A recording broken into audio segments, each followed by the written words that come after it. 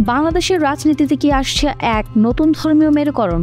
ত্রয়োদশ জাতীয় সংসদ নির্বাচনকে ঘিরে ইসলামী রাজনৈতিক শক্তিগুলো এক ছাতার নিচে আসছে এবং এটা নিছক কোনো জোট নয়, বরং এক নির্বাচনী বিপ্লবের সংকেত।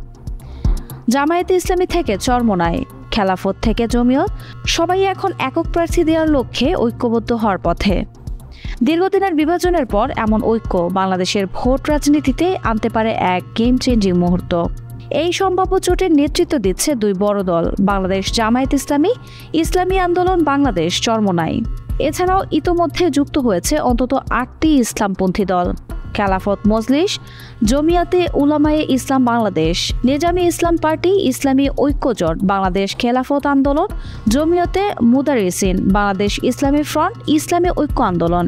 এছাড়া এবি পার্টি, এনসিপি ও গণ অধিকার পরিষদ, তাদেরও এই ঐক্যের টানার চেষ্টা চলছে। অর্থাৎ শুধু কওমি না, বরং সব ধারার ইসলামী দলগুলোকে এক ছাতার নিচে আনার প্রচেষ্টা চলছে।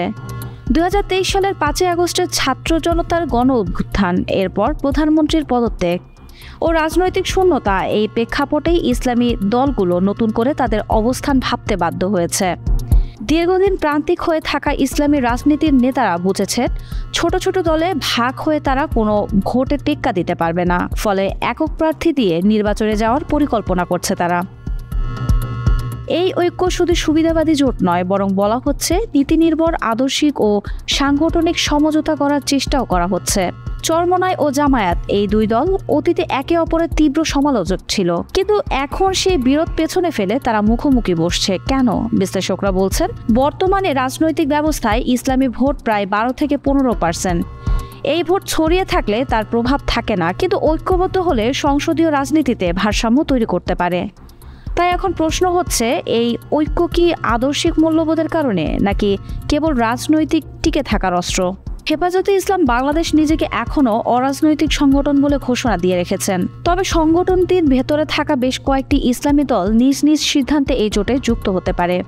বিশেষ করে কওমি ঘরানার 5টি দল ইতোমধ্যেই এক প্ল্যাটফর্মে কাজ শুরু করেছে। সুতরাং হেফাজত সরাসরি না এলেও তার ছায়াতলে থাকা অনেক নেতাই থাকতে পারেন জোটে।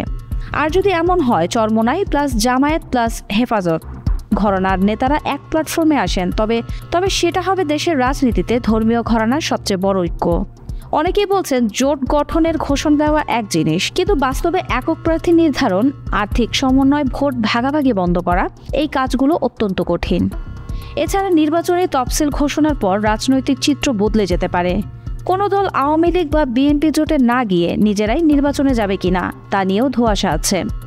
তবে একথাও ঠিক, সম্প্রতি সময়ে হওয়া বৈঠক, যোগাযোগ ও সমন্বয়ের চিত্র বলছে এই জোট ধীরে ধীরে বাস্তব রূপ পাচ্ছে।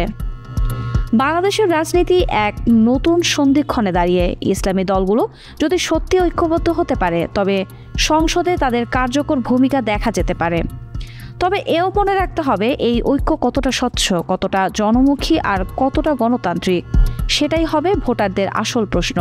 ইসলামী ঐক্যজোট কি আদৌ ভোট রাজনীতিতে বড় ফ্যাক্টর হবে? কমেন্টে জানান আপনার মতামত।